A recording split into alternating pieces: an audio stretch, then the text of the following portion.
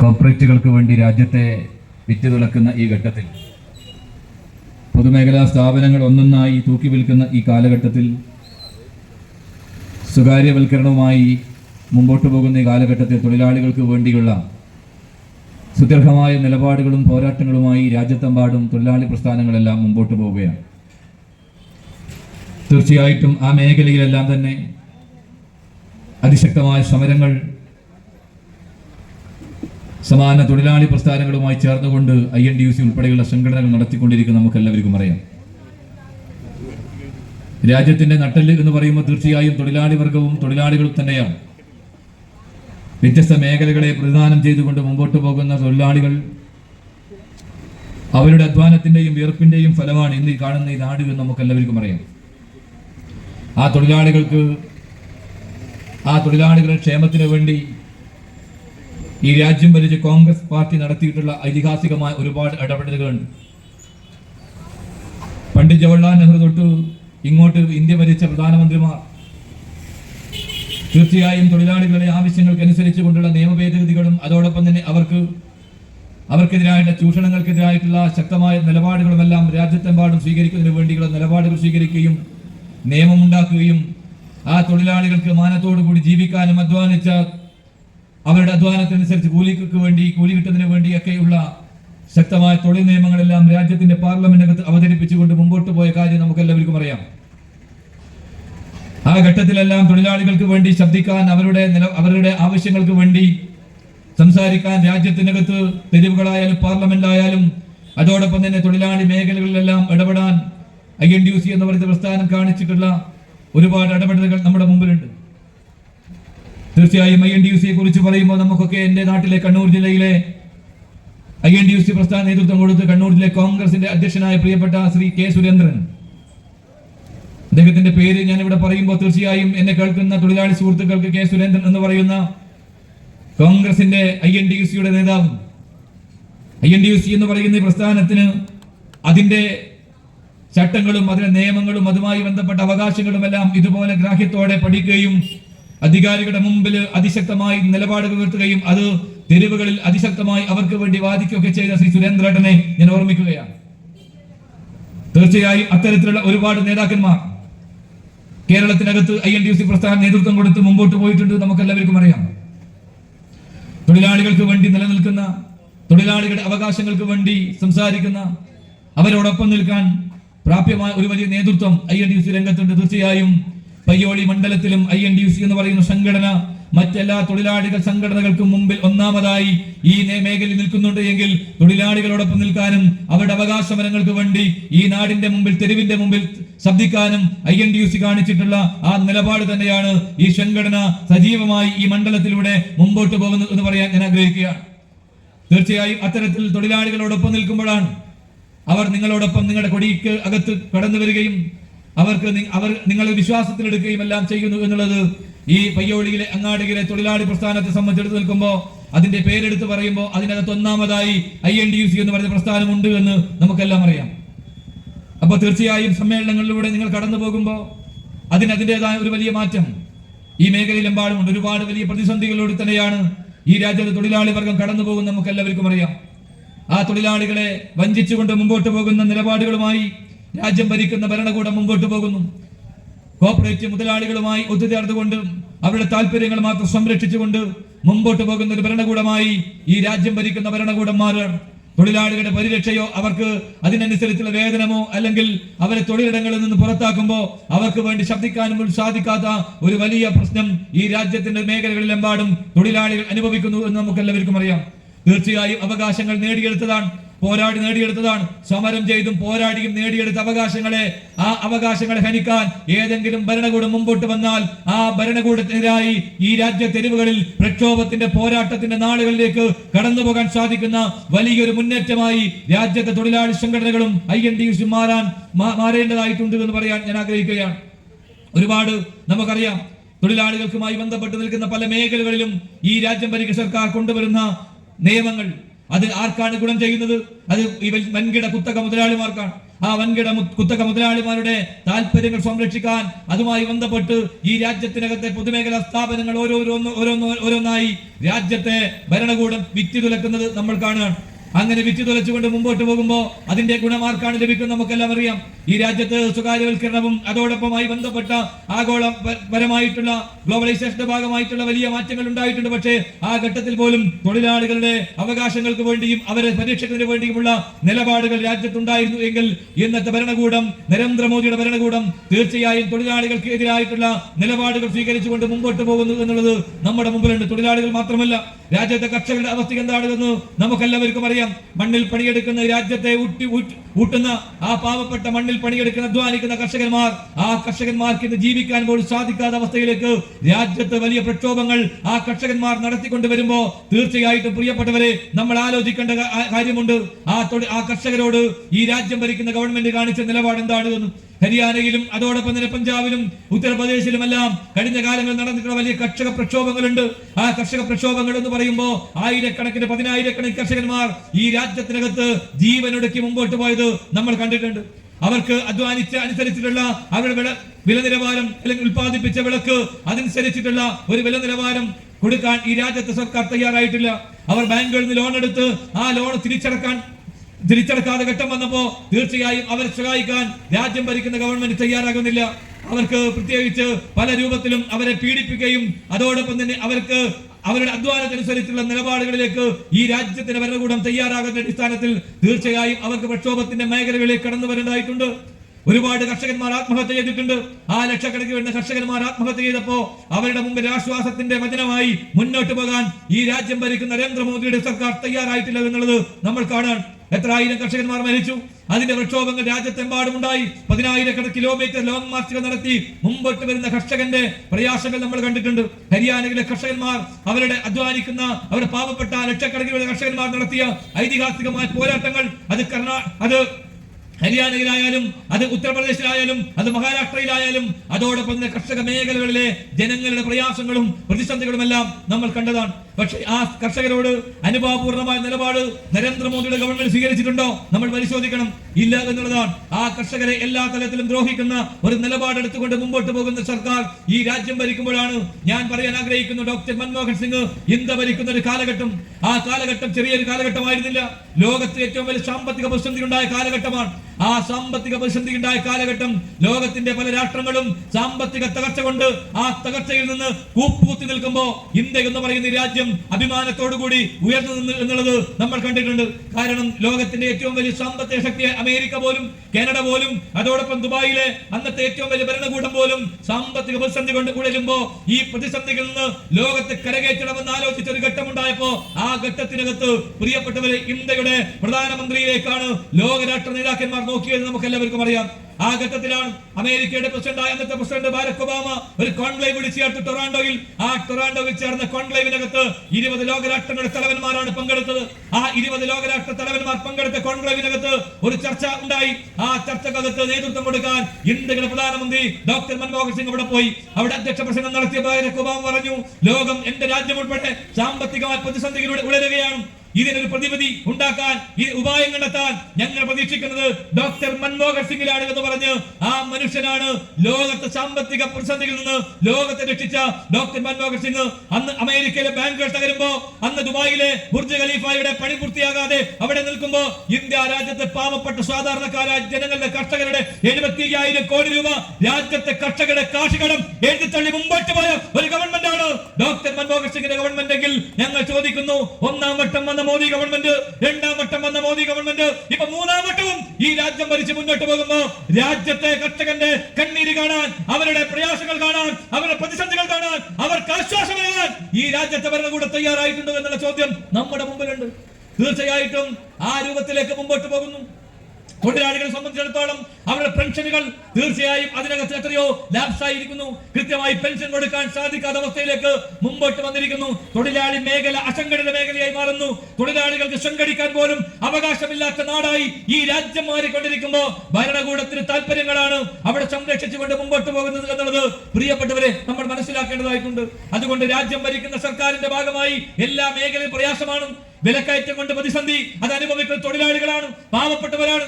ആ പാവപ്പെട്ടവർ, അധ്വാനിക്കുന്നവർ, കർഷക തൊഴിലാളികൾ, അതോടൊപ്പം മറ്റു തൊഴിലാളികൾ, ഈ നാട്ടിനകത്ത് മണ്ണിൽ പണിയെടുക്കുന്ന സാധാരണക്കാരായ തൊഴിലാളികൾ, അവരെങ്ങനെയാണ് ഓരോ ദിവസവും ജീവിക്കുന്നത് എന്ന് രാജ്യം ഭരിക്കുന്ന ഭരണകൂടം തയ്യാറായിട്ടുണ്ടോ? ഈ രാജ്യത്തിനകത്ത് ഏറ്റവും കൂടുതൽ പട്ടിണി മരണങ്ങൾ നടക്കുന്നു. ഈ രാജ്യത്തിനകത്ത് പട്ടിണി മരണങ്ങൾ നടക്കുന്ന നാടായി ഇന്ത്യ രാജ്യം മാറുന്നു എന്നുള്ളത് ലോകരാഷ്ട്ര സംഘടന, ഐക്യരാഷ്ട്രസഭയുടെ സംഘടനയുടെ കണക്കുകൾ വ്യക്തമാക്കുകയാണ്. ലോകത്ത് ഇന്ത്യ രാജ്യത്തിനകത്ത് പട്ടിണി മരണങ്ങൾ സംഭവിക്കുന്ന നാടായി നമ്മുടെ നാട് മാറുന്നു. അവരെ സംരക്ഷിക്കാൻ, അവരെ ചേർത്ത് നിൽക്കാൻ രാജ്യം ഭരിക്കുന്ന ഭരണകൂടത്തിന് സമയമില്ല. ഇവിടെ എന്തെല്ലാം മോഹന വാഗ്ദാനങ്ങൾ നൽകിയാണ് നരേന്ദ്രമോദിയുടെ ഒന്നാം ഗവൺമെന്റ് അധികാരത്തിൽ വന്നത്. ഈ രാജ്യത്ത് ഞങ്ങളോട് പറഞ്ഞു, എന്താ പറഞ്ഞത്? ഞങ്ങൾ അധികാരത്തിൽ വന്നാൽ നിങ്ങൾക്ക് 40 രൂപക്ക് ഞങ്ങൾ പെട്രോൾ തരും, 30 രൂപക്ക് ഞങ്ങൾ ഡീസൽ തരും. നരേന്ദ്രമോദിയും BJP-യും രാജ്യത്തെമ്പാടും പ്രസംഗിച്ചു. ഞങ്ങൾ ചോദിക്കുന്നു, 1ഉം 2ഉം 3ഉം ഗവൺമെന്റുകൾ ഭരിക്കുന്നു നരേന്ദ്രമോദി. ഈ നാട്ടിലെ പാവപ്പെട്ടവർക്ക്, സാധാരണക്കാർക്ക്, എന്തിനേറെ പറയുന്നത് BJP-ക്കാർക്ക് പോലും 40 രൂപക്ക് പെട്രോൾ അടിക്കാൻ, 30 രൂപക്ക് ഡീസൽ അടിക്കാൻ സാഹചര്യം ഉണ്ടായിട്ടുണ്ടോ? നമ്മൾ പരിശോധിക്കണ്ടേ? എന്തേ സാധിക്കാത്തത്? ലോകരാഷ്ട്രങ്ങളിൽ ക്രൂഡ് ഓയിലിന്റെ വില താഴോട്ട് പോകുമ്പോ ഇന്ത്യക്കകത്ത് പെട്രോളിന്, ഡീസലിന് 100 രൂപയും 90 രൂപയും 100 നികുതി സെഞ്ചുറി കടന്ന് മുമ്പോട്ട് പോയ കാലഘട്ടം ഉണ്ടായില്ലേ? എന്തുകൊണ്ടാണ്? അത് നികുതി വർദ്ധിപ്പിച്ച് മുന്നോട്ട് പോകുന്നു. നികുതി കൊള്ളയാണ്. ഈ രാജ്യത്തെ ജനങ്ങൾക്ക് കിട്ടേണ്ട പണം അത് നികുതിയിലൂടെ ഊറ്റി എടുത്തുകൊണ്ട് മുമ്പോട്ട് പോകുന്ന നാടായി ഈ നാട് മാറുമ്പോ പെട്രോളിന്റെയും ഡീസലിന്റെയും വില കുറക്കാൻ നരേന്ദ്രമോദിയുടെ ഗവൺമെന്റ് തയ്യാറായില്ല. തെരഞ്ഞെടുപ്പ് വരുമ്പോ നക്കാപ്പിച്ച 5-10 രൂപ കുറക്കും. അതല്ലേ നിങ്ങൾ ചെയ്യുന്നത്? അതിന്റെ ദുരന്തം അനുഭവിക്കുന്നവരാ സാധാരണക്കാരാണ്, പാവപ്പെട്ടവരാണ്. അതിന്റെ പേരിൽ വിലക്കയറ്റം ഉണ്ടാകുമ്പോ ആ വിലക്കയറ്റം അനുഭവിക്കുന്നത് ഈ നാട്ടിലെ സാധാരണക്കാരായ തൊഴിലാളികളാണ് എന്നുള്ളത് നമ്മുടെ മുമ്പിലുണ്ട്. അതോടൊപ്പം നമുക്കറിയാം പാചകവാതകം. ആ പാചകവാതകത്തിന് ഡോക്ടർ മൻമോഹൻ സിംഗ് ഇന്ത്യ ഭരിക്കുമ്പോഴാണ് അത് സബ്സിഡൈസ് ചെയ്തത്. ആ സബ്സിഡൈസ് ചെയ്യുമ്പോൾ അതിനെതിരായി വലിയ പ്രക്ഷോഭങ്ങൾ BJP ഉയർത്തിക്കൊണ്ടിരുന്നു. ഡോക്ടർ മൻമോഹൻ സിംഗിന്റെ കാലത്ത് ഈ നാട്ടിലെ ആളുകൾക്ക് ഗ്യാസിന്റെ വില സബ്സിഡൈസ് ചെയ്തു. 900 രൂപ അടച്ചു കഴിഞ്ഞാൽ അതിനെതിരായി വലിയ രൂപ പ്രതിഷേധം ഇവരുണ്ടാക്കി. അന്ന് ഡോക്ടർ മൻമോഹൻ സിംഗ് എന്താ പറഞ്ഞത്? നിങ്ങൾ 900 രൂപ അടച്ചാൽ നിങ്ങൾക്ക് 450 രൂപ നിങ്ങളുടെ ബാങ്ക് അക്കൗണ്ടിലേക്ക് വരുമെന്നാണ്. അന്ന് വന്നവരില്ലേ, അന്ന് ഗ്യാസ് അടക്കുന്ന ഗ്യാസിന് ബുക്ക് ചെയ്ത് ആധാർ കാർഡുമായി ലിങ്ക് ചെയ്ത് നിങ്ങളുടെ അക്കൗണ്ട് എടുത്താൽ തീർച്ചയായിട്ടും നിങ്ങൾ 900 രൂപയാണ് ഗ്യാസിന് അടക്കുന്നെങ്കിൽ 450 രൂപ നിങ്ങളുടെ അക്കൗണ്ടിലേക്ക് വന്നിരുന്നു. പക്ഷേ നരേന്ദ്രമോദി ഭരിക്കുമ്പോ 1150 രൂപ വരെ ഗ്യാസിന്റെ വില വർദ്ധിച്ചില്ലേ? എന്നിട്ട് ആർക്കെങ്കിലും ഒരു നയാ പൈസ കുറച്ച് കിട്ടിയോ? നിങ്ങൾക്ക് സബ്സിഡൈസേഷൻ നിങ്ങൾ തിരിച്ചു കിട്ടിയോ? ഇല്ലല്ലോ. എന്തേ സംഭവിച്ചത് എന്ന് നമ്മൾ പരിശോധിക്കണ്ടേ? പക്ഷേ മോദിയെ സംബന്ധിച്ചിടത്തോളം ഉള്ള പ്രശ്നം എന്താ?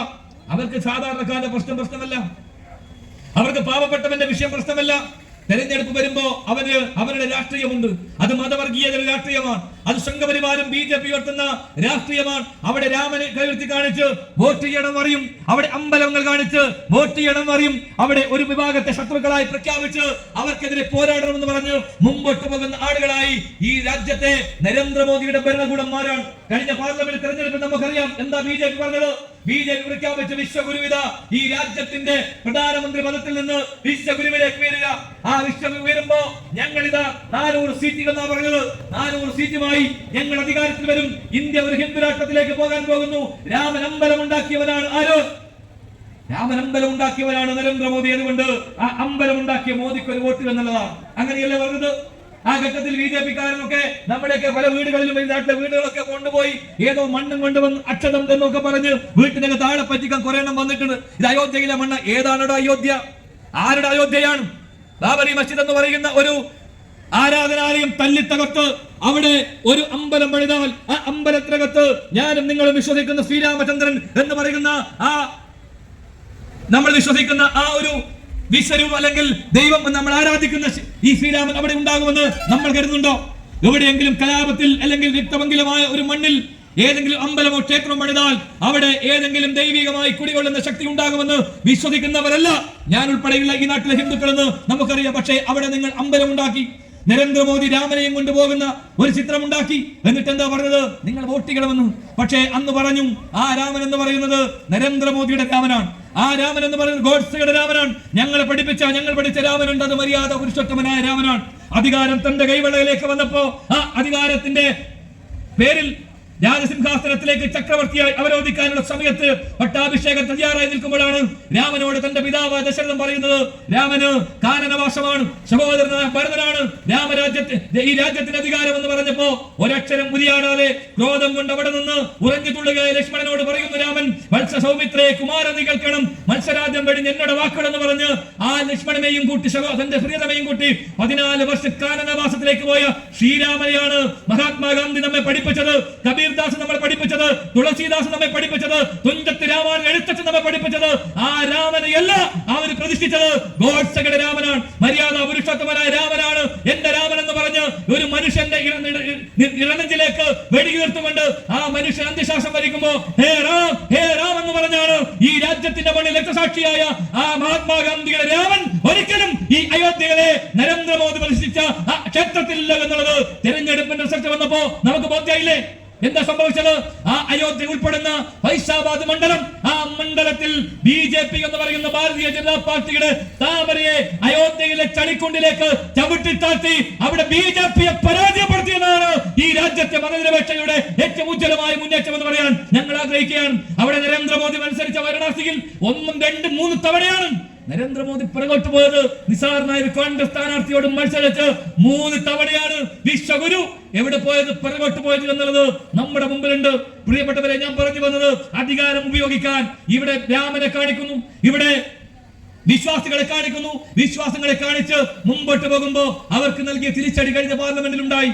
500 സീറ്റ് എന്ന് പറഞ്ഞ് അധികാരം പിടിക്കാൻ വന്നവർ ചന്ദ്രബാബു നായിഡുവിന്റെയും നിതീഷ് കുമാറിന്റെയും പിന്തുണയിലാണ് ഇന്ന് രാജ്യം ഭരിച്ച് മുമ്പോട്ട് പോകുന്നെന്ന് പറയുമ്പോ മതനിരപേക്ഷ ശക്തികൾ ഒന്നിച്ചു നിന്നു എങ്കിൽ തീർച്ചയായും ഈ തെരഞ്ഞെടുപ്പിനകത്ത് നരേന്ദ്രമോദി പരാജയപ്പെടുമായിരുന്നു. തീർച്ചയായും ആ പോരാട്ടങ്ങൾക്ക് രാജ്യ നേതൃത്വം കോൺഗ്രസ് ആണ്. കോൺഗ്രസ് ഉയർത്തിയ വലിയ രാഷ്ട്രീയ മുന്നേറ്റമാണ്. പ്രിയപ്പെട്ട രാഹുൽ ഗാന്ധി കന്യാകുമാരി തൊട്ട് കാശ്മീർ വരെ 4000 കിലോമീറ്റർ ഒരു മനുഷ്യൻ നടന്നു പോയപ്പോ രാജ്യത്തിനകത്ത് ആളുകൾ ആക്ഷേപിച്ചിട്ടുണ്ട്, അപമാനിച്ചിട്ടുണ്ട്, അപഹസിച്ചിട്ടുണ്ട്, പരിഹസിച്ചിട്ടുണ്ട്, എല്ലാ തരത്തിലും ആക്ഷേപിച്ച് മുമ്പോട്ട് പോയി. പക്ഷേ രാഹുൽ ഗാന്ധി പറഞ്ഞൊരു കാര്യമുണ്ട്, ഞാൻ ഈ രാജ്യത്തിനകത്ത് കടന്നുപോയത് അധികാരത്തിന്റെ സിംഹാസനത്തിലേക്ക് കടന്നിരിക്കാനല്ല, ഈ വെറുപ്പിന്റെ കമ്പോളത്തിൽ ഒരു സ്നേഹത്തിന്റെ കടന്നുവെക്കാൻ ഞാൻ നടത്തിയ പോരാട്ടം. ആ പോരാട്ടമാണ് കഴിഞ്ഞ പാർലമെന്റ് തെരഞ്ഞെടുപ്പിനകത്ത് ബിജെപിക്കെതിരായി ഉണ്ടായി എന്നുള്ളത് പ്രിയപ്പെട്ടവരെ നമ്മുടെ മുമ്പിലുണ്ട്. തീർച്ചയായും അങ്ങനെ പരാജയപ്പെട്ട അല്ലെങ്കിൽ ആ രൂപത്തിലേക്ക് പോയ ബിജെപി ഇന്നും ഭരണം കിട്ടി. ആ ഭരണം കിട്ടിയപ്പോ രാജ്യത്തെ ഭിന്നിപ്പ് ഉണ്ടാക്കാൻ, രാജ്യത്ത് വേർതിരിവുണ്ടാക്കാനുള്ള ശ്രമങ്ങളുമായി മുമ്പോട്ട് പോകുന്നു. ഈ രാജ്യത്തെ ഇസ്ലാം മതവിശ്വാസികളെ അവർ പൗരത്വ നിയമം കാണിച്ച് അവരെ വേട്ടയാടി മുമ്പോട്ട് പോയി. ഈ രാജ്യത്തിനകത്ത് ജനിച്ചു വളർന്നവർ, ഈ രാജ്യത്തുണ്ടായവർ, ഈ രാജ്യത്തിന് വേണ്ടിയുള്ള പോരാട്ടങ്ങൾക്ക് നേതൃത്വം കൊടുത്തവർ, ബ്രിട്ടീഷുകാർക്കെതിരായിട്ട് പോരാട്ടത്തിന് മുമ്പിൽ അവരോട് എതിരെ പോരാട്ടം നടത്തിയ ഈ രാജ്യത്ത് ഇസ്ലാം മതവിശ്വാസികളെ ആളുകളെ ഈ രാജ്യത്തിന്റെ മണ്ണിൽ നിന്ന് മാറ്റി നിർത്താൻ ശ്രമങ്ങൾ നടത്തി. പൗരത്വ നിയമം അടിച്ചേൽപ്പിക്കാൻ ഇവിടെ നടത്തിയ പോരാട്ടം നമ്മുടെ മുമ്പിലുണ്ടല്ലോ. അങ്ങനെ അത് നടപ്പാക്കാൻ അവർ മുമ്പോട്ട് പോയി. അതിനുശേഷം ഈ രാജ്യത്തെ ഏകീകൃത സിവിൽ കോഡ് എന്ന് ഉമ്മാക്കി കാണിച്ച് അവർക്കെതിരായിട്ടുള്ള കടന്നാക്രമണങ്ങളുമായി മുമ്പോട്ട് പോകുന്നു. ഇപ്പൊ ഏറ്റവും ഒടുവിൽ ബില്ലുമായി ബന്ധപ്പെട്ട് അത് നിയമമാക്കി ഈ രാജ്യത്തെ ഇസ്ലാം മതവിശ്വാസികളുമായി ബന്ധപ്പെട്ട് നിൽക്കുന്ന, അവരുടെ ആരാധനയുമായി ബന്ധപ്പെട്ട് നിൽക്കുന്ന, വിശ്വാസവുമായി ബന്ധപ്പെട്ട് നിൽക്കുന്ന കാര്യത്തിൽ പോലും ഇടപെടൽ നടത്താൻ രാജ്യം ഭരിക്കുന്ന ഭരണകൂടം തയ്യാറാവുകയാണ്. നമുക്കറിയാം, ഓരോ മതത്തിനും മതവിശ്വാസം, ഇന്ത്യ രാജ്യം എന്ന് പറയുന്നത് ഓരോ പൗരനും അവനവന്റെ അവകാശമുണ്ട്. ഭരണഘടന നൽകുന്ന ഒരു അവകാശമുണ്ട്. ഇക്വാലിറ്റി എന്നതാണ്, തുല്യത എന്നതാണ്. അതെല്ലാവർക്കും ഉണ്ട്. അത് ഹിന്ദുവിനുണ്ട്, മുസൽമാനുണ്ട്, ക്രിസ്ത്യാനിക്കുണ്ട്, ജൈനനുണ്ട്, പാഴ്സിക്കുണ്ട്, മതമുള്ളവനുണ്ട്, മതമില്ലാത്തവരുണ്ട്. എല്ലാവർക്കും ഈ രാജ്യം കൊടുക്കുന്ന, ഭരണഘടന കൊടുക്കുന്ന അവകാശമാണ് ഇക്വാലിറ്റി. ആ ഇക്വാലിറ്റിക്ക് നേരെയുള്ള കടന്നാക്രമണങ്ങളുമായി അവർ മുമ്പോട്ട് പോയി. ആ പോക്കാണ് നമ്മൾ കണ്ടത്. എന്താണ്? വഖഫ് ബോർഡിനകത്ത് അന്യമത വിശ്വാസികളെ ചേർത്തുകൊണ്ട് അവരുടെ ഭൂമികളെല്ലാം പിടിച്ചെടുക്കാൻ തീരുമാനം. അവിടെ എന്താ പറയുന്നത്? ഈ കാലത്ത് നമുക്കറിയാം, നരേന്ദ്രമോദി ഭരണകൂടം വരുന്നതിന് മുമ്പ് 10-70 വർഷക്കാലമായി ഈ രാജ്യത്തുള്ള നിയമമാണ്. പ്രിയങ്കരനായ ശ്രീ KC വേണുഗോപാൽ ഇന്ത്യൻ പാർലമെന്റിൽ അമിത്ഷായുടെ മുഖത്ത് നോക്കി ചോദിച്ച ചോദ്യമുണ്ട്. എന്താ ചോദിച്ചത്? ഈ നിയമം ഈ രാജ്യത്തുണ്ട്, ഏതെങ്കിലും മതവിശ്വാസികളുടെ ഭൂമി ഇതിന്റെ പേരിൽ അവർ പിടിച്ചെടുത്തിട്ടുണ്ടോ? അങ്ങനെ കേസുണ്ടോ? അങ്ങനെ തെളിയിക്കാൻ നിങ്ങൾക്ക് സാധിക്കുമോ എന്നുള്ളത് പ്രിയപ്പെട്ട KC വേണുഗോപാൽ ഇന്ത്യയുടെ പാർലമെന്റിനകത്ത് നിന്ന് ചോദിച്ചത് നമ്മുടെ മുമ്പിലുണ്ട്. എന്താ ചെയ്തത്? ആ നിയമം ഉണ്ടാക്കിയപ്പോ അമുസ്ലിങ്ങളായ ആളുകളെ അതിനകത്ത് ആളുകളെ ഇതിന്റെ പേരിൽ പ്രതിഷ്ഠിക്കാൻ തീരുമാനമെടുത്തു. കലക്ടർക്ക് അതിന് അധികാരം കൊടുത്തു. എന്താ കാരണം? ഇങ്ങനെ അവരുടെ ഭൂമി പിടിച്ചെടുക്കാനുള്ള പ്രത്യേക തരത്തിൽ തീരുമാനത്തിന്റെ ഭാഗമാണ്. പ്രിയപ്പെട്ട കേസ് ചോദിച്ചു. ഞാൻ കേരളത്തിൽ നിന്ന് വരുന്ന എംപിയാണ്. കേരളത്തിൽ ദേവസ്വം ബോർഡ് എന്ന് പറയുന്ന വകുപ്പുണ്ട്. ആ ദേവസ്വം ബോർഡ് വകുപ്പ് നേതൃത്വം കൊടുക്കുന്ന ഹിന്ദു MLA-മാർ അവർ വോട്ട് ചെയ്തിട്ടാണ് ആ ദേവസ്വം ബോർഡ് വകുപ്പ് കൈകാര്യം ചെയ്യുന്നത്. ഹിന്ദു മതവിശ്വാസവുമായി ബന്ധപ്പെട്ട ക്ഷേത്രങ്ങളുമായി ബന്ധപ്പെട്ട കാര്യമാണ്. അവിടെ ഒരു മറ്റ് മതത്തിൽപ്പെട്ട ആളുകളും അതിനകത്തില്ല. കാരണം അത് കേരളത്തിന്റെ മാതൃകയാണ്. പിന്നെ എങ്ങനെയാണ് നിങ്ങൾ വഖഫ് ബോർഡുമായി ബന്ധപ്പെട്ട വിഷയത്തിനകത്ത് ഇത്തരം ഒരു മന്യ മതവിശ്വാസികളെ ചേർത്തുകൊണ്ട് നിങ്ങളുടെ താല്പര്യം എന്താണെന്ന് ചോദിച്ചപ്പോ ഒരു ഉത്തരം പറയാൻ ആർക്കും സാധിച്ചിട്ടില്ല. ഈ രാജ്യം ഭരിക്കുന്ന ഭരണകൂടം തയ്യാറായിട്ടില്ല. തീർച്ചയായിട്ടും പ്രിയപ്പെട്ടവരെ, എന്താണ് ഉദ്ദേശം? നമ്മളെ വേർതിരിക്കുക, നമ്മളെ ഭിന്നിപ്പിക്കുക. ഈ രാജ്യത്തെ ഹിന്ദുവിനെയും മുസൽമാനെയും വേർതിരിച്ച് തമ്മിലടിപ്പിച്ച് അതിന്റെ അധികാരത്തിന്റെ കുത്തക ഉണ്ടാക്കാനുള്ള ശ്രമമാണ് ഈ രാജ്യം ഭരിക്കുന്ന ഭരണകൂടം നടത്തിക്കൊണ്ടിരിക്കുന്നത് എന്നുള്ളത് നമ്മുടെ മുമ്പിലുണ്ട്. നമുക്കറിയാം, നമ്മുടെ നാട്, നമ്മുടെ രാജ്യം ഇന്ന് അശാന്തിയുടെ പർവ്വത്തിലാണ്. രാജ്യം വലിയ രൂപത്തിലുള്ള വേട്ടയാടലുകൾ നടന്നുകൊണ്ടിരിക്കുന്നു. പാകിസ്ഥാനുമായി ബന്ധപ്പെട്ട തീവ്രവാദ സംഘടനകൾ ഈ രാജ്യത്തിനകത്ത് നുഴഞ്ഞു കയറിക്കൊണ്ട് ഈ രാജ്യത്തെ വിനോദസഞ്ചാരികളായ 10-27 സഹോദരന്മാരെ വെടിവെച്ച് കൊല്ലുകയാണ്. ഞങ്ങൾ ചോദിക്കുന്ന ഒരു കാര്യമുണ്ട്, രാജ്യത്തിന്റെ സുരക്ഷയുമായി ബന്ധപ്പെട്ട കാര്യമാണ്. ഇപ്പൊ BJP-ക്കാരനൊക്കെ ചോദിക്കുന്നത് എന്താണ്? നിങ്ങളിപ്പോ എന്ത് സുരക്ഷയെ കുറിച്ചാണ് ചോദിക്കുന്നത്? തീർച്ചയായും കോൺഗ്രസിന്റെ ഗവൺമെന്റ് രാജ്യം ഭരിക്കുമ്പോ ഇത്തരം ഒരാക്രമണം ഉണ്ടായപ്പോ നരേന്ദ്രമോദി നടത്തിയ ഒരുപാട് പ്രശ്നങ്ങളുണ്ട്. രാജ്യം ഒറ്റക്കെട്ടായി നിൽക്കേണ്ട സമയത്ത് ബോംബെയിലെ ആക്രമണം ഉണ്ടായപ്പോ ആ ഘട്ടത്തിൽ ഉൾപ്പെടെ ചോദിച്ച ചോദ്യമുണ്ട്. ഡോക്ടർ മൻമോഹൻ സിംഗിന്റെ നേരെ വിരൽത്തിക്കൊണ്ട് നരേന്ദ്രമോദി ചോദിച്ച ചോദ്യമുണ്ട്. പക്ഷേ നമ്മൾ ആ ചോദ്യം തയ്യാറായിട്ടില്ല, കോൺഗ്രസ് തയ്യാറായിട്ടില്ല, രാഹുൽ ഗാന്ധി തയ്യാറായിട്ടില്ല. പക്ഷേ രാജ്യത്തിനകത്ത് സുരക്ഷക്കകത്ത് പാളിച്ചുണ്ട് എന്നുള്ളത് നമ്മൾ കണ്ടിട്ടുണ്ട്. പുൽവാമയിൽ നടന്ന അക്രമം, ആ ഭീകരാക്രമം, ആ അക്രമണ ശേഷം വരുന്ന വാർത്തകൾ നമ്മളാരും പറഞ്ഞതല്ല. അതിനുശേഷം BJP-യുടെ ഗവർണറായിട്ടുള്ള സത്യപാൽ മാലിക് എന്ന് പറയുന്ന BJP-യുടെ ഗവർണറാണ് അന്നത്തെ സുരക്ഷാ വീഴ്ചയെ കുറിച്ച് രാജ്യത്തിന്റെ മുമ്പിൽ പറഞ്ഞത്. കോൺഗ്രസ് പറഞ്ഞതല്ല. അതിനൊരു ഉത്തരം പറയാൻ രാജ്യം ഭരിക്കുന്ന ഭരണകൂടം തയ്യാറായിട്ടുണ്ടോ? ഈ രാജ്യത്തിന്റെ അതിർത്തി കാക്കാൻ അതിശക്തമായ നിലപാടുകൾ സ്വീകരിച്ച ഒരു പാർട്ടിയുടെ നേതാവ് ഇന്ദിരാഗാന്ധിയാണ്. നമ്മൾ അഭിമാനത്തോടു കൂടി പറയാൻ സാധിക്കും, ഇന്ദിരാഗാന്ധി ഇന്ത്യ ഭരിക്കുമ്പോഴാണ് ലോകരാഷ്ട്രങ്ങളുടെ മുമ്പിൽ അഭിമാനത്തോടു കൂടി പാകിസ്ഥാനുമായി നടക്കുന്ന യുദ്ധം, ആ യുദ്ധം കൊടുമ്പിരി കൊണ്ടപ്പോ ആ യുദ്ധം നിർത്താൻ അമേരിക്ക ആവശ്യപ്പെടുക. ഇപ്പൊ അമേരിക്കയുടെ പ്രസിഡന്റായ നമ്മുടെ ട്രംപിന്റെ ഏറ്റവും അടുത്ത അനുയായിയാണ് ആര്? നരേന്ദ്രമോദി എന്നാ പറയുന്നത്. ആ ട്രംപ് ഭരിക്കുമ്പോഴാണ് ഇന്ത്യയിലെ പൗരന്മാർ അമേരിക്കയിൽ അവർക്ക് താമസിച്ച ആളുകളെ പിടിച്ചുകൊണ്ടുപോയി കൈക്കും കാലിനും ചങ്ങലയിട്ട് നമ്മുടെ അമൃത്സറിലെ വിമാനത്താവളത്തിൽ കൊണ്ടുവന്ന് നിക്ഷേപിച്ച് നമ്മുടെ മുമ്പിലുണ്ട്. അപ്പോഴും പറയുന്നു ട്രംപ് നമ്മുടെ ഏറ്റവും അടുത്ത അനുയായിയാണെന്നാണ്. പക്ഷെ നിങ്ങൾ ആലോചിക്കണം, എന്നെ കേൾക്കുന്ന മുതിർന്ന ആളുകൾ, ആ പാകിസ്ഥാനുമായി ഇന്ത്യ നടത്തിയ യുദ്ധം, ആ യുദ്ധത്തിന്റെ ഭാഗമായാണ് ലോക ഭൂപടത്തിൽ ബംഗ്ലാദേശ് എന്ന് പറയുന്ന രാജ്യത്തിന് പിറവിയുണ്ടായത്. ആ പിറവിയുണ്ടാകേണ്ട കാര്യം നടക്കുമ്പോ ഇന്ത്യ രാജ്യത്തെ ഇന്ത്യൻ ഭരണകൂടത്തോട് അമേരിക്കയുടെ അന്നത്തെ പ്രസിഡന്റ് പറഞ്ഞു, ശ്രീമതി ഇന്ദിരാഗാന്ധി, നിങ്ങൾ യുദ്ധം അവസാനിപ്പിക്കണം. നിങ്ങൾ യുദ്ധം അവസാനിപ്പിച്ചിട്ടില്ല എങ്കിൽ ഞങ്ങളുടെ 7ാം കപ്പൽപ്പട അങ്ങോട്ട് വരുന്നുണ്ട് എന്ന് പറഞ്ഞപ്പോ ഇന്ദിരാഗാന്ധി പറഞ്ഞൊരു കാര്യമുണ്ട്, പ്രിയപ്പെട്ട നിക്സൺ, നിങ്ങളുടെ 7ാം കപ്പൽപ്പട ഇന്ത്യയിലേക്ക് വന്നാൽ തിരിച്ചതുപോലെ അമേരിക്കയിലേക്ക് നിങ്ങളുടെ 7ാം കപ്പൽപ്പട പോകില്ല എന്ന് അമേരിക്കയുടെ പ്രസിഡന്റിന്റെ മുഖത്ത് നോക്കി ചോദിച്ച നേതാവിന്റെ പേര് ശ്രീമതി ഇന്ദിരാഗാന്ധി എന്നാണെങ്കിൽ, പ്രിയപ്പെട്ടവരെ, 56 ഇഞ്ച് നെഞ്ചളവുള്ള നരേന്ദ്രമോദിക്ക്, ആ മോദിയോട് ഞങ്ങൾ ചോദിക്കാൻ ആഗ്രഹിക്കുന്നു, നിങ്ങളുടെ തള്ളുകൾ ഒരുപാട് തള്ളു നടത്തിക്കൊണ്ട് മുമ്പോട്ട് പോവാ.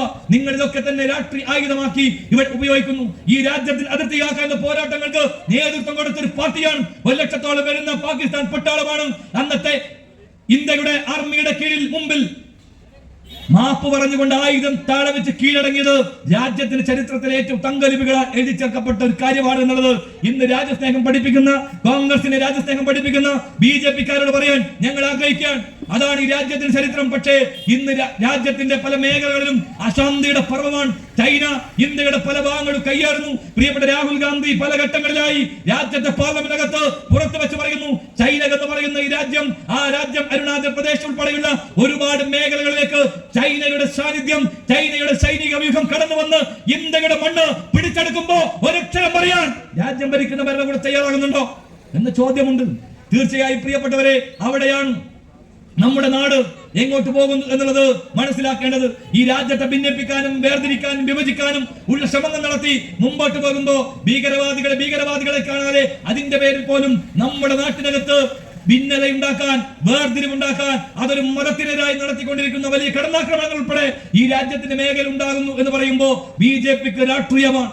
ബിജെപിക്ക് രാഷ്ട്രീയ അധികാരമാണ്. ആ രാഷ്ട്രീയ അധികാരത്തിന് വേണ്ടി ഇത്തരം കാര്യങ്ങൾ പോലും ഉപയോഗിച്ചുകൊണ്ട് മുമ്പോട്ട് പോകുന്ന ഒരു ഘട്ടത്തിലാണ് നമ്മളെല്ലാം മുമ്പോട്ട് പോകുന്നത് എന്ന് പറയാൻ ഞാൻ ആഗ്രഹിക്കുന്നു. അതുകൊണ്ട് കോൺഗ്രസ് രാജ്യം ഭരിക്കുമ്പോൾ ഉണ്ടാക്കിയിട്ടുള്ള പോരാട്ടങ്ങൾ, കോൺഗ്രസ് നടത്തിയ ഇടപെടലുകൾ, ആ ഇടപെടലുകൾ രാജ്യത്തിന് അനുഗുണമായിരുന്നു. രാജ്യത്തിന് ഇന്നത്തെ മുന്നേറ്റത്തിലുള്ള വളർച്ചക്ക് കാരണമായത് കോൺഗ്രസ് ഭരിക്കുമ്പോഴാണ്. ഇന്ന് ഇന്ത്യ എന്ന് പറയുന്ന ഈ രാജ്യം ഇതുപോലെ ലോകത്തിന്റെ അഭിമാനത്തോടെ നിന്നത് നരേന്ദ്രമോദിയുടെ കാലഘട്ടത്തിലാണോ? നരേന്ദ്രമോദി ഭരിക്കുന്ന കാലഘട്ടത്തിലാണോ ഈ രാജ്യം ഇതുപോലെ മുമ്പോട്ട് വന്നത്?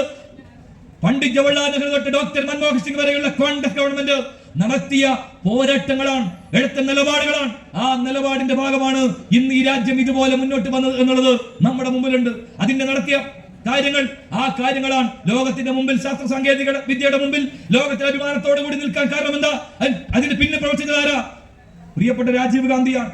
കാളവണ്ടി യുഗത്തിൽ നിന്ന് കമ്പ്യൂട്ടർ യുഗത്തിലേക്ക് ഈ രാജ്യത്തെ കൊണ്ടുവന്ന നേതാവിന്റെ പേര് പ്രിയപ്പെട്ട രാജീവ് ഗാന്ധിയാണ്. അങ്ങനെ രാജ്യത്തിന്റെ എല്ലാ മേഖലകളും, അറ്റോമിക് മേഖലയിൽ, അതോടൊപ്പം തന്നെ കാർഷിക മേഖലയിൽ, അതോടൊപ്പം തൊഴിൽ മേഖലയിൽ, രാജ്യത്തിന്റെ വിദ്യാഭ്യാസ മേഖലയിൽ, രാജ്യത്തിന്റെ ആരോഗ്യ മേഖലയിൽ, രാജ്യത്തിന്റെ ഭക്ഷ്യധാന ഉത്പാദനത്തിന്റെ മേഖലയിലെല്ലാം മുന്നോട്ട് വരാൻ എല്ലും തോലുമായി കരിമ്പിൻ കാട്ടിൽ ആന ചവിട്ടി മതിച്ചതുപോലെ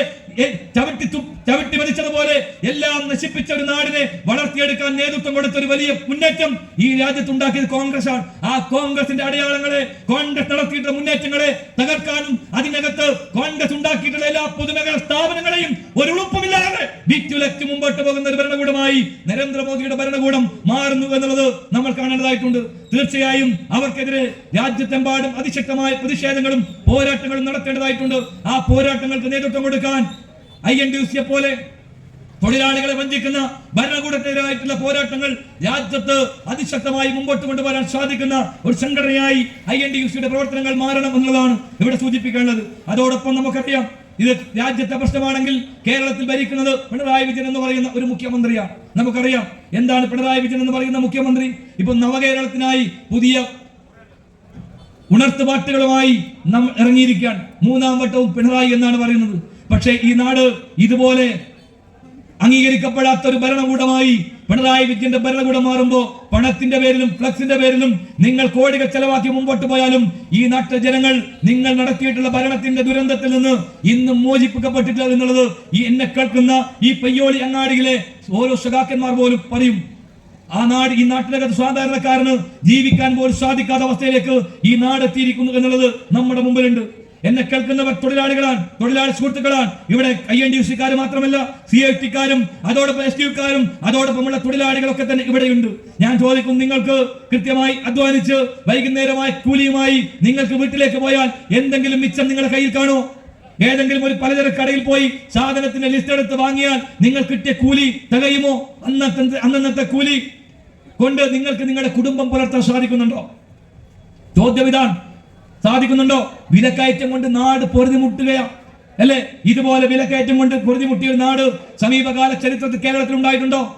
ഇവിടെ ഇപ്പൊ CPM-മാർക്ക് സമരമില്ല, മുദ്രാവാക്യമില്ല, ഇവർക്കിപ്പോ പന്തം കൊളുത്തി പ്രകടനമില്ല, അതോടൊപ്പം കളക്ടറേറ്റ് പിക്കറ്റിംഗ് ഇല്ല, അതോടൊപ്പം KSEB ഓഫീസിലേക്ക് മാർച്ചില്ല. DYFI-ക്കാരൊക്കെ തന്നെ ഇപ്പൊ വീട്ടിലിരുന്ന് സുഖമായി സുഖലോലുപന്മാരായി ജീവിക്കുക, ഒരു പണിയുമില്ല, ഒരു സമരമില്ല. ഞങ്ങൾ ചോദിക്കുന്നു, പിണറായി വിജയന്റെ 2 വർഷം ഭരണത്തിന്റെ ഭാഗമായി ഇന്ന് നാട്ടിലെ ജനങ്ങൾ അനുഭവിക്കുന്ന പ്രയാസങ്ങളെ കുറിച്ച് പ്രിയപ്പെട്ടവരെ നമ്മൾ പരിശോധിക്കേണ്ടതായിട്ടുണ്ട്. വിലക്കയറ്റം ഈ നാട്ടിനകത്ത് ഏറ്റവും രൂക്ഷമായി നിൽക്കുകയാണ്.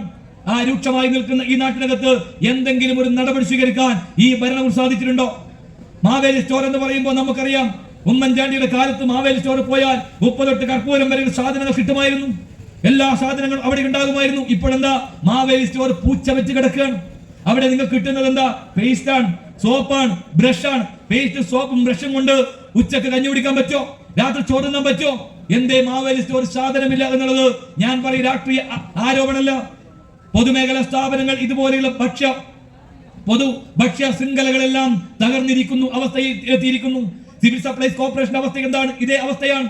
റേഷൻ പീടിക അവസ്ഥ എന്താ? 1 മാസം കാലം അരിയില്ലാതെ സമരം ചെയ്ത നാടായി ഈ കേരളത്തിൽ, കാരണഭൂതം ഭരിക്കുന്ന കേരളത്തിൽ 1 മാസമായി റേഷൻ പീടികയിൽ അരിയില്ലാതിന്റെ പേരിൽ റേഷൻ ഷാപ്പിന്റെ മുമ്പിൽ സമരം ചെയ്യേണ്ട ഗതികേട് ഈ കേരളത്തിൽ ഉണ്ടായെങ്കിൽ അത് നേതൃത്വം കൊടുത്ത മുഖ്യമന്ത്രിയുടെ പേര് പിണറായി വിജയൻ എന്നാണ്, അല്ലേ?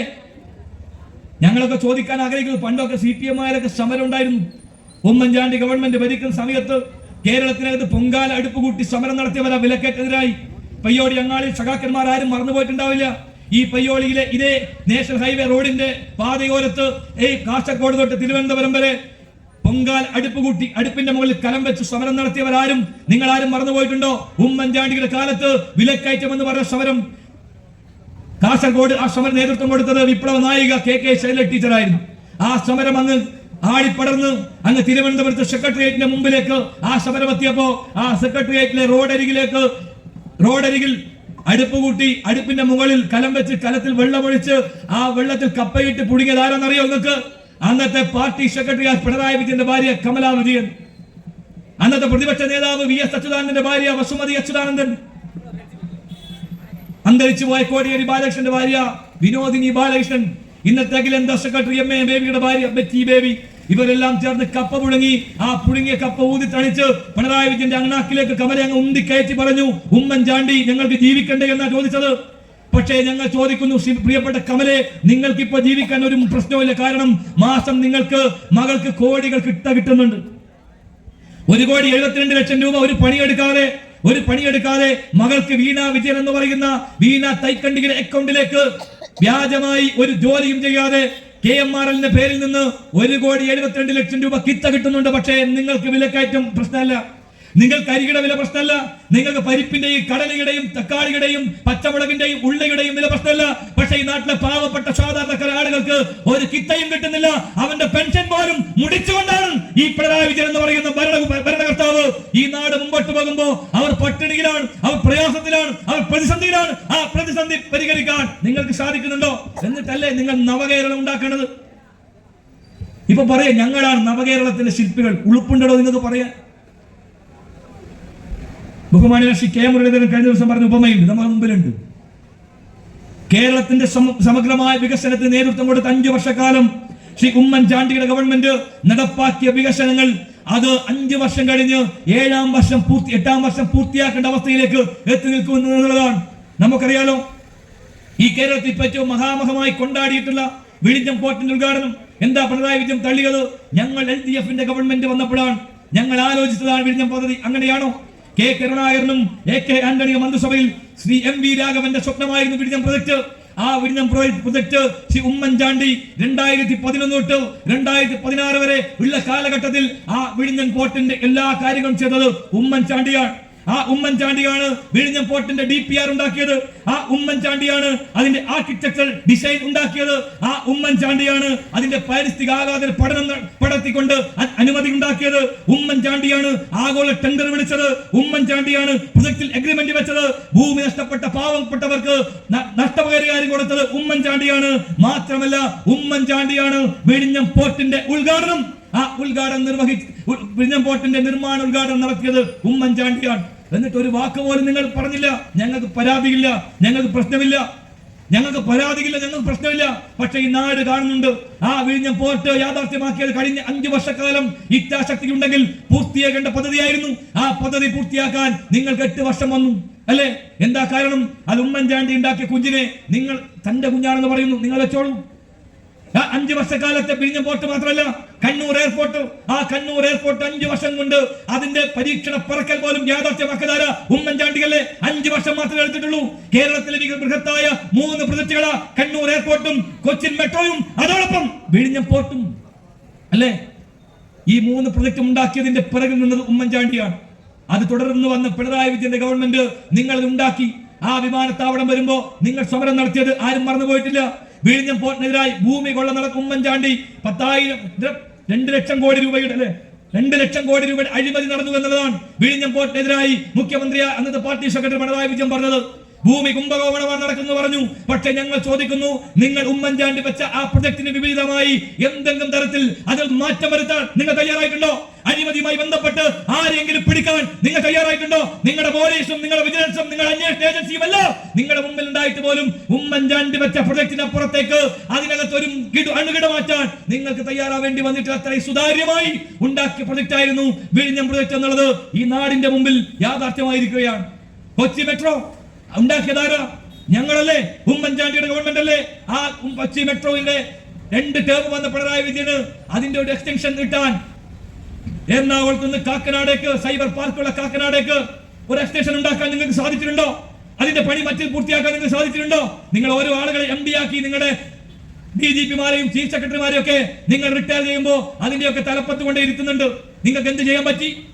അപ്പൊ നിങ്ങൾ നവകേരളം എന്ന് പറയുമ്പോൾ ഇപ്പൊ എല്ലാ തരത്തിലും പരാജയപ്പെട്ട് നിൽക്കുന്നവർ, എല്ലാ തരത്തിലും പ്രയാസപ്പെട്ട് നിൽക്കുന്നവർ അതിന്റെ മുമ്പിൽ പണമുണ്ടാക്കി ഫ്ലക്സ് വെച്ച് നവകേരളത്തെ ശില്പി ഞാനാണെന്ന് പറഞ്ഞ് മുമ്പോട്ട് പോയാൽ അത് വിശ്വസിക്കുന്നവർ മണ്ടന്മാരല്ല കേരള ജനങ്ങളെന്ന് നിങ്ങൾക്ക് ബോധ്യപ്പെടാൻ പോവുക. കഴിഞ്ഞ പാർലമെന്റ് തെരഞ്ഞെടുപ്പിൽ നിങ്ങൾ കിട്ടിയ തിരിച്ചടിയുണ്ട്. ആ തിരിച്ചടിയേക്കാളും വലുതാണ് വരാനിരിക്കുന്ന തദ്ദേശ തെരഞ്ഞെടുപ്പിൽ ഈ നാട്ടിലെ ജനങ്ങൾ നിങ്ങൾക്ക് നൽകുക. അതിനേക്കാളും വലിയ തിരിച്ചടി അടുത്ത നിയമസഭാ തെരഞ്ഞെടുപ്പിനകത്ത് നിങ്ങൾക്ക് കിട്ടും. ആ രൂപത്തിലാണ് യഥാർത്ഥത്തിലുള്ള കമ്മ്യൂണിസ്റ്റുകാർ പോലും, ചെങ്കോടിയെ സ്നേഹിച്ച സാധാരണക്കാരായ കമ്മ്യൂണിസ്റ്റുകാർ പോലും ഈ പാർട്ടിയെ വെറുക്കുകയാണ്. യഥാർത്ഥ കമ്മ്യൂണിസ്റ്റുകാർക്ക് പോലും പിണറായി വിജയന്റെ ഈ കമ്മ്യൂണിസത്തോട് യോജിക്കാൻ സാധിക്കുന്നില്ല. നാട്ടിൽ സമാധാനം ഉണ്ടോ? നാട്ടിൽ കടന്നിറങ്ങാൻ പറ്റുമോ? എന്താണ് പ്രിയപ്പെട്ടവരെ നമ്മുടെ നാടിന്റെ അവസ്ഥ? ചെറിയ കുട്ടികൾ തൊട്ട് വലിയ കോളേജിൽ പഠിക്കുന്ന വിദ്യാർത്ഥികൾ ഉൾപ്പെടെയുള്ള ആളുകൾ ലഹരി മാഫിയ സംഘത്തിന്റെ പിടിയിലാണ്. പണ്ടൊക്കെ തന്നെ മെട്രോപൊളിറ്റൻ സിറ്റികളിലാണ് MDMA-യും കഞ്ചാവും ഹൈബ്രിഡ് കഞ്ചാവും അതോടൊപ്പം ബ്രൗൺ ഷുഗർ ഒക്കെ കിട്ടുമെങ്കിൽ നമ്മുടെ ഈ പയ്യോളി അങ്ങാടിയിലെ ഏതെങ്കിലും ഒരു തുരുത്തിൽ പോയാൽ നിങ്ങൾക്ക് ഇത് കിട്ടും. അത്രയേറെ സുലഭമായി ഈ ലഹരി ഈ നാട്ടിന്റെ മുമ്പിനകത്ത് പറന്നു പിടിച്ചിരിക്കുക. ഈ നമ്മുടെ ചെറുപ്പക്കാരെ കുട്ടികളെ വല വീശി പിടിക്കുന്നു. അതിന്റെ ഏജൻസിയെ, അതിന്റെ സ്രോതസ്സിനെ കണ്ടെത്താൻ പോലീസ് സാധിക്കുന്നുണ്ടോ? പോലീസ് ഏത് പരിശോധന നടത്തുന്നു? ഇന്ന് കുട്ടികളെ വളർത്തിക്കൊണ്ടുവരുന്ന ഉമ്മമാരുടെ വേദനയാണ്. എപ്പോഴാണ് മകൻ കൊടുവാളും കൊണ്ടുവന്ന് തലകറത്ത് കൊല്ലുക, എപ്പോഴാണ് ചുറ്റികയും കൊണ്ടുവന്ന് തല പൊട്ടിച്ച് കൊല്ലുക എന്ന് വേദനയോടെ നിൽക്കുന്ന നാടായി ഈ കേരളം മാറുമ്പോ ഈ ലഹരി മാഫിയ സംഘത്തിന്റെ പിണിയാളുകൾക്ക് പിന്തുണ കൊടുക്കുന്ന ആരാ? നിങ്ങളുടെ പോലീസും CPM-ഉമാണ്. നിഷേധിക്കാൻ പറ്റുമോ? എത്രയെത്ര സംഭവങ്ങൾ ഈ നാട്ടിലുണ്ടായി, എത്രയെത്ര സംഭവങ്ങൾ കഞ്ചാവിന്റെ പേരിൽ, മയക്കുമരുന്നിന്റെ പേരിൽ നിരപരാധികളെ വേട്ടയാടുന്ന അത്തരം സംഭവങ്ങൾ ഉണ്ടായില്ലേ? SFI-ക്കാരായ നേതാക്കന്മാർ കോളേജിൽ പഠിക്കുന്ന കോളേജിനകത്ത് കഞ്ചാവ് കിട്ടാൻ, കഞ്ചാവ് വലിക്കാൻ, ബ്രൗൺ ഷുഗർ വാങ്ങിക്കാൻ കൂടെ കിടക്കുന്നവന്റെ നെഞ്ചത്ത് കോമ്പസ് കൊണ്ട് കുത്തി. കോട്ടയം മെഡിക്കൽ കോളേജിൽ ഒരു SFI-യുടെ നേതാവ് ചെയ്തത് നമ്മൾ ആരും മറന്നിട്ടില്ലല്ലോ. കോഴിക്കോട്ടുകാരനായ ഒരു ക്രിമിനൽ, പാവപ്പെട്ട ദളിത് വിദ്യാർത്ഥിയായ ഒരു ചെറുപ്പക്കാരൻ, നേഴ്സിന് പഠിക്കുന്ന വിദ്യാർത്ഥി, എല്ലാ ദിവസവും കഞ്ചാവ് വാങ്ങാൻ പൈസ കൊടുക്കാതിന്റെ പേരിൽ SFI-യുടെ കൂട്ടാളികൾ ആ ചെറുപ്പക്കാരനെ, പയ്യനെ മലർത്തി കിടത്തി കൈയും കാലും ബന്ധിച്ച് അവനെ നെഞ്ചത്തും അവന്റെ ശരീരത്തിലും അവന്റെ ഗുഹ്യഭാഗത്തുമെല്ലാം കോമ്പസ് കൊണ്ട് കുത്തുമ്പോ അവൻ പൊട്ടിക്കരയുമ്പോൾ ആർത്തട്ടഹസിക്കുക. എന്നിട്ടാണ് സഖാക്കൾ പാടുന്നത്, എന്താ? മനുഷ്യനാകണം, ഉയർച്ച താഴ്ചകൾക്ക് അതീതമായ സ്നേഹം മണ്ണാങ്കട്ടയാണല്ലോ. പാവപ്പെട്ട ഒരുത്തന്റെ വേദന കാണുമ്പോ അതിനകത്ത് നിന്ന് ആർത്തട്ടഹസിക്കുന്ന ഒരു പ്രസ്ഥാനം CPM അല്ലാതെ വേറൊരു പ്രസ്ഥാനം ഈ നാട്ടിനകത്തുണ്ട് എന്നുള്ളത് നമ്മുടെ മുമ്പിലുണ്ട്. ആരാണ്? SFI-ക്കാരാണ്. ഒരു ആലപ്പുഴയിലെ കായംകുളത്തെ MLA-യുടെ മകന്റെ കയ്യിൽ നിന്നാണ് പിടിച്ചത് കഞ്ചാവ് എക്സൈസ് പിടിച്ചപ്പോ എക്സൈസുകാരന് സ്ഥലം മാറ്റി. അത് എക്സൈസ് പിടിച്ചത് രാഷ്ട്രീയ വൈരാഗ്യം കൊണ്ടാ പിടിച്ചത്. കഞ്ചാവാണ്. MLA-യുടെ മകനായതുകൊണ്ട് കേസില്ല, അല്ലേ? അതല്ലേ ഈ നാട്ടിൽ നടക്കുന്നത്?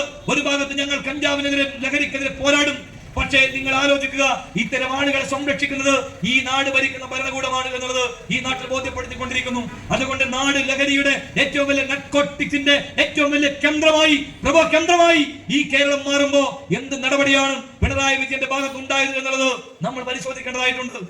അക്രമങ്ങൾ ഒരു ഭാഗത്ത്, കൊലപാതകങ്ങൾ ഒരു ഭാഗത്ത്, എത്രയെത്ര ആളുകൾ ഓരോ ദിവസവും നാട്ടിൽ കൊല ചെയ്യപ്പെടുന്നു. എത്രയെത്ര കുട്ടികളാണ് അതിദാരുണമായി ഈ നാട്ടിൽ കൊല ചെയ്യപ്പെട്ടുകൊണ്ടിരിക്കുന്നത്. എല്ലാം ലഹരിയുടെ അടിമകളാണ് എന്നുള്ളത് നമ്മളെല്ലാം വേദനിക്കുന്നു. നടപടിയെടുക്കേണ്ട പോലീസ് മൂകസാക്ഷികളായി നിൽക്കുന്നതിന്റെ ദയനീയമായ ദുരന്തമാണ് പ്രിയപ്പെട്ടവരെ ഈ നാട് അനുഭവിച്ചുകൊണ്ടിരിക്കുന്നത്. അതുകൊണ്ട് ക്രമസമാധാന രംഗത്ത് ഈ നാടിനകത്ത് ജീവിക്കാൻ സാധിക്കുന്നില്ല. സ്ത്രീകൾക്കെതിരെ, കുട്ടികൾക്കെതിരെ വ്യാപകമായ കടന്നാക്രമണങ്ങൾ ഈ മേഖലയിലെല്ലാം ഉണ്ടാകുമ്പോ എന്ത് നടപടിയാണ് രാജ്യം ഭരിക്കുന്ന പോലീസ്, ഈ നാട് ഭരിക്കുന്ന ഗവൺമെന്റ് സ്വീകരിച്ചത് എന്നുള്ളത് നമ്മൾ പരിശോധിക്കണം. ഗുണ്ടകൾക്ക്, കൊട്ടേഷൻകാർക്ക് എല്ലാ സംവിധാനമാണ് ഇവിടെ കൊട്ടേഷൻ, ഗുണ്ടാ മാഫിയ സംഘങ്ങളെ സ്വീകരിക്കാൻ. പ്രിയപ്പെട്ട കൃപേഷ് ശരത്ലാലിനെ കൊന്നവസാനിപ്പിച്ച കൊലയാളികൾ, അവർക്ക് ജയിൽ ശിക്ഷ കിട്ടിയപ്പോ CPM നേതാക്കന്മാർ ജയിലിൽ പോയി മുദ്രാവാക്യം വിളിക്കുന്നത് ഈ നാട് കാണാൻ. 51, 52 വെട്ടി കൊലപ്പെടുത്തിയവനെ, ആ കൊലയാളികളെ അവരെ സ്വീകരിച്ച് മാലയിട്ട് സ്വീകരിക്കുന്ന ഒരു പാർട്ടി CPM അല്ലാതെ നിങ്ങൾ എവിടെ കാണും? അമ്പലങ്ങളിൽ ഉത്സവം നടക്കുമ്പോ കൊലയാളികളുടെ ഫോട്ടോ വെച്ച് അവർക്ക് മുദ്രാവാക്യം വിളിച്ചുകൊണ്ട് മുമ്പോട്ട് പോകുന്നത് നമ്മുടെ നാട്ടിൽ കാണാൻ. എന്താണ് ഈ നാടിന്റെ അവസ്ഥ? ചോദ്യം ചെയ്യുന്ന പോലീസുകാരെ ചവിട്ടി കൂട്ടാൻ, പരാതി കൊടുത്ത പോലീസുകാരനെ തെക്ക് വടക്ക് മാറ്റിയ കണ്ണൂരിൽ ഈ നാട് കാണല്ലേ? ഒരു ഭാഗത്ത് ക്ഷേത്രോത്സവങ്ങൾ, CPM-കാരൻ ചെങ്കൊടി വെച്ച് ഒരു ഭാഗത്ത് മുദ്രാവാക്യം വിളിക്കുമ്പോ മറുഭാഗത്ത് RSS-കാരൻ കാലിക്കൊടി വിളിച്ച് മുദ്രാവാക്യം വിളിക്കുന്നു. എന്താണ് നമ്മുടെ ഉത്സവത്തിനകത്ത്? എന്ത് നാടായി ഈ നാട് മാറുന്നു? ഇത്തരം ഒരുപാട് പ്രശ്നങ്ങൾ നമ്മുടെ നാട്ടിലുണ്ട്. ജനങ്ങൾ അനുഭവിക്കുന്ന ഒരുപാട് വിഷയങ്ങൾ. ചെറുപ്പക്കാരെ സംബന്ധിച്ചിടത്തോളം തൊഴിലുണ്ടോ? ഇവിടെ തൊഴിലുണ്ടോ? PSC പരീക്ഷയ്ക്ക് വേണ്ടി കാത്തു നിൽക്കുന്ന പെൺകുട്ടികൾ, നമുക്ക് CPO ലിസ്റ്റിൽപ്പെട്ട പെൺകുട്ടികൾ എത്ര ദിവസങ്ങളാണ് സെക്രട്ടേറിയറ്റിന്റെ മുമ്പിൽ സമരം നടത്തി, അവർ തലമുണ്ടൽ സമരം നടത്തി, അവര് ആ നട്ടുച്ച നേരത്ത് ചുട്ടുകൊള്ളുന്ന വെയിലിൽ പെൺകുട്ടികൾ ആ റോഡിലൂടെ ചയനപ്രസം നടത്തിയത് ഈ നാട് കണ്ടില്ലേ? എന്തുകൊണ്ടാണ് സെക്രട്ടേറിയറ്റിന്റെ മുമ്പിലേക്ക് ആ കുട്ടികൾ അവിടെ പോയത്? PSC പരീക്ഷ എന്ന് പറയുന്ന സംവിധാനത്തെ തകർത്തിരിക്കുന്നു. പിൻവാതിൽ നിയമനങ്ങൾ നാട്ടിൽ നടത്തിക്കൊണ്ട് മുമ്പോട്ട് പോകുന്ന ഒരു ഭരണകൂടമായി ഈ ഭരണകൂടം മാറുന്നത് നമ്മൾ കാണാൻ. ആശാ വർക്കേഴ്സിന്റെ സമരം, പാവപ്പെട്ടവർ നമ്മുടെയൊക്കെ നാട്ടിൽ മുനിസിപ്പാലിറ്റിയിൽ പഞ്ചായത്തിൽ പാവപ്പെട്ട ആശാ വർക്കർമാർ നാട്ടിൽ പ്രശ്നമുണ്ടായാൽ, ഏതെങ്കിലും ഒരു സാമൂഹ്യ പ്രശ്നമുണ്ടായാൽ, അല്ലെങ്കിൽ മറ്റു തരത്തിലുള്ള പകർച്ചവ്യാധി ഉണ്ടായാൽ, അല്ലെങ്കിൽ മറ്റ് ഏതെങ്കിലും വിഷയം ഉണ്ടായാൽ ആദ്യം ഓടിയെത്തുന്നത് ആശാ വർക്കർമാരാണ്. പക്ഷെ ആശാ വർക്കർമാർ കൊടുക്കുന്ന 7,000 രൂപയാണ്. അവരോട് പറഞ്ഞു 1,000 രൂപയെങ്കിലും നിങ്ങൾ വർദ്ധിപ്പിക്കണം എന്ന് പറഞ്ഞ് സമരം നടത്താൻ മുന്നോട്ട് പോയവർ ആ ആശാ വർക്കർമാരെ ആക്ഷേപിച്ചില്ലേ? പാവപ്പെട്ടവന്റെ പാർട്ടി, സാധാരണക്കാരന്റെ പാർട്ടി, പാവപ്പെട്ട ആശാ വർക്കർമാർ എന്ത് തെറ്റ് ചെയ്തു? എത്ര ദിവസങ്ങളായി അവരവിടെ കിടന്ന് സമരം ചെയ്യുന്നു? അവരെ ആക്ഷേപിക്കുകയാണ്, അവരെ അപമാനിക്കുകയാണ്. 1 രൂപ കൊടുക്കാൻ ഈ നാട് ഭരണകൂടം തയ്യാറാകുന്നില്ല. എന്നിട്ട് വരെ സാമ്പത്തിക പ്രതിസന്ധി. നിങ്ങൾക്ക് ഫ്ലക്സോട് വെക്കാൻ, 4ാം വർഷം ആഘോഷിക്കാൻ, ഈ നാട് മുഴുവൻ കൊട്ടിഘോഷിക്കാൻ, കോടികളുടെ ഓഡിയൻസ് വെക്കാൻ പണം നിങ്ങളുടെ കയ്യിലുണ്ട്. നിങ്ങൾക്ക് വലിയ പരിപാടി നടത്താൻ പണം നിങ്ങളുടെ മുമ്പിലുണ്ട്. PSCയുടെ ചെയർമാൻ, ഒന്നും ചെയ്യാത്ത ചെയർമാന് ലക്ഷങ്ങൾ വർദ്ധിപ്പിച്ചു കൊടുക്കാൻ പണം നിങ്ങളുടെ കയ്യിലുണ്ട്. PSC മെമ്പർമാർക്ക് ലക്ഷങ്ങൾ വർദ്ധിപ്പിച്ചു കൊടുക്കാൻ നിങ്ങൾക്ക് പണം നിങ്ങളുടെ കയ്യിലുണ്ട്. ഒരു മണ്ണിനും പുണ്ണാക്കിനും കൊള്ളാതെ KV തോമസ് എന്ന് പറയുന്ന ഒരുത്തനെ ഡൽഹിയിൽ പിടിച്ചാക്കി അയാൾക്ക് കൊടുക്കാൻ ലക്ഷങ്ങൾ നിങ്ങൾക്ക് പണമുണ്ട്. പാവപ്പെട്ട ആശാ വർക്കർമാർക്ക് കൊടുക്കാൻ നിങ്ങൾക്ക് പണമില്ല. റിട്ടയർ ചെയ്ത ചീഫ് സെക്രട്ടറിക്ക് പുതിയ തസ്തിക ഉണ്ടാക്കി ലക്ഷക്കണക്കിന് ശമ്പളം കൊടുത്ത് പോറ്റാൻ നിങ്ങൾക്ക് പണമുണ്ട്. കിഫ്ബിയുടെ പേരിൽ എബ്രഹാം എന്ന് പറയുന്ന ഒരു കാട്ടുകളനെ വീണ്ടും അതിന്റെ അധികാരത്തിലേക്ക് ഇരുത്തി കോടികൾ ലക്ഷങ്ങൾ കൊടുക്കാൻ നിങ്ങൾക്ക് പണമുണ്ട്. 51 41 വെട്ടുവെട്ടി കൊലപ്പെടുത്തി കൊലയാളികളെ രക്ഷിക്കാൻ സുപ്രീം കോടതി വക്കീലന്മാരെ കൊണ്ടുവരാൻ, ഖജനാവിൽ നിന്ന് പണമെടുക്കാൻ, കോടികൾ എടുത്ത് വാദിക്കാൻ നിങ്ങൾക്ക് പണമുണ്ട്. പാവപ്പെട്ട ആശാ വർക്കർമാരുടെ വേദന കാണാൻ, അവരുടെ രോദനം കാണാൻ, അവരുടെ പ്രയാസം കാണാൻ കമ്മ്യൂണിസ്റ്റ് ഭരണകൂടത്തിന്റെ ഏകാധിപതിക്ക് പിണറായി വിജയന് കണ്ണ് കാണുന്നില്ല എന്നുള്ളതാണ് പ്രിയപ്പെട്ടവരെ ഈ നാടിന്റെ അവസ്ഥ എന്നുള്ളത് നമ്മൾ കാണേണ്ടതായിട്ടുണ്ട്. നിങ്ങൾക്ക് എങ്ങനെയാണ് വോട്ട് ചെയ്യുക? നിങ്ങൾക്ക് എങ്ങനെയാണ് നവകേരളം ഉണ്ടാക്കാൻ സാധിക്കുക? ഈ പൊറാട്ട് നാടകം എന്താണെന്ന് ഈ നാട് തിരിച്ചറിയും. കഴിഞ്ഞ തെരഞ്ഞെടുപ്പ് ഘട്ടത്തിലാണ് നിങ്ങൾ ബസ്സിൽ നടത്തിയ നവകേരള യാത്ര. അങ്ങനെ വന്നു, കാസർഗോഡ് നിന്ന് തിരുവനന്തപുരത്തേക്ക് പോയി. മന്ത്രിയും മുഖ്യമന്ത്രിയും പുങ്കവന്മാരും ഒക്കെ പോയി AC ബസ്സിൽ സമരം ചെയ്യുന്നവന്റെ തലയടിച്ചു പൊട്ടിച്ചു. അങ്ങ് തിരുവനന്തപുരത്തെത്തി. ഇതാ കേരളത്തിനകത്ത് നവകേരള യാത്ര, പിണറായി വിജയന്റെ യാത്ര. എന്ത് യാത്രയാണ്? പരാതി വാങ്ങും. അന്നൊക്കെ വാങ്ങിയ പരാതിയൊക്കെ എവിടെയുണ്ടോ സഖാക്കളെ? നിങ്ങളൊക്കെ വാങ്ങിയില്ലേ? ഒരു പരാതി പരിഹരിക്കാൻ നിങ്ങൾക്ക് സാധിച്ചോ?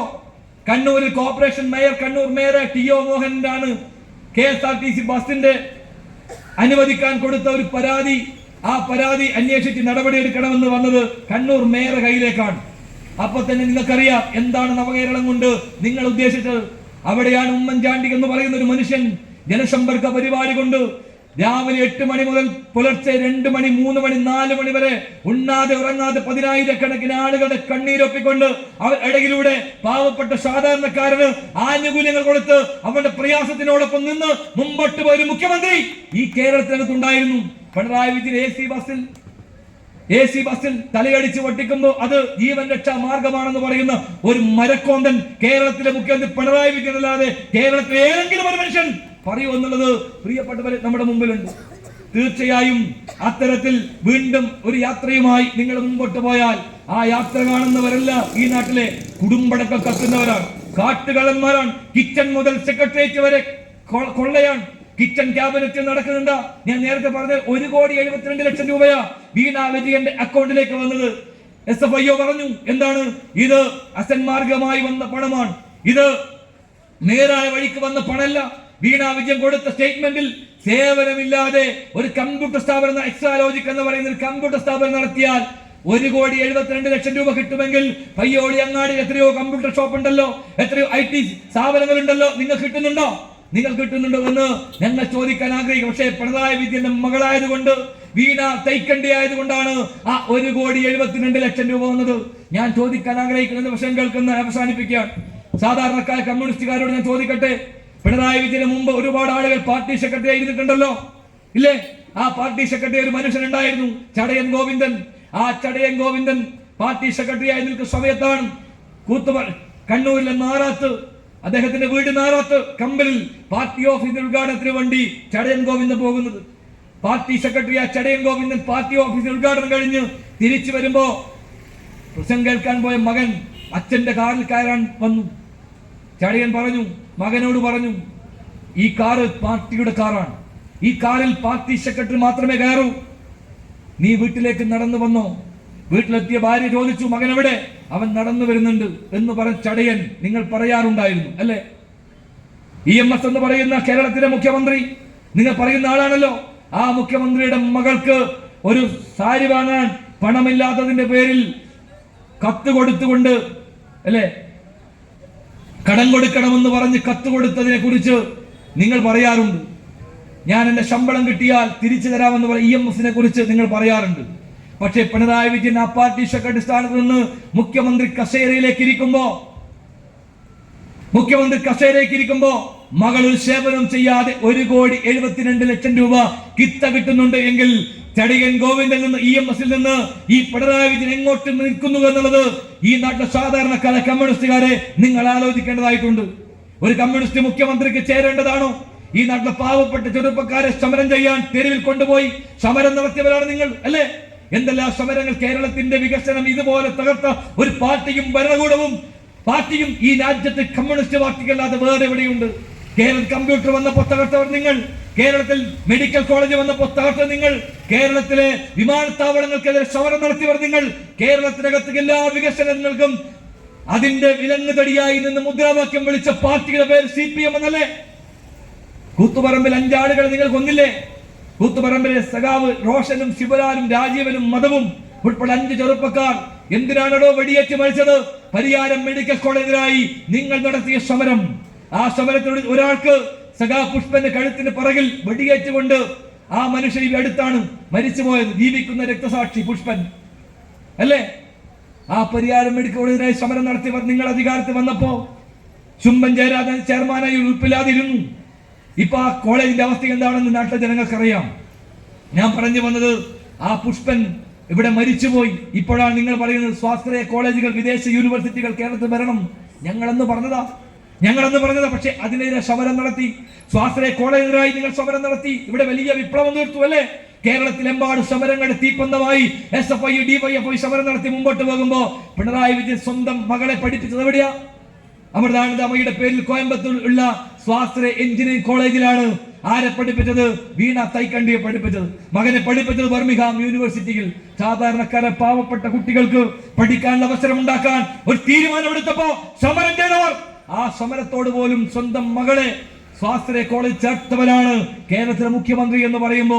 എന്നിട്ട് ഇപ്പൊ ചോദിക്കുക, പുഷ്പനെ അറിയാമോ? പുഷ്പനെ അറിയാം. ഏത് പുഷ്പൻ? ഞങ്ങൾക്ക് പുഷ്പനെ അറിയാം.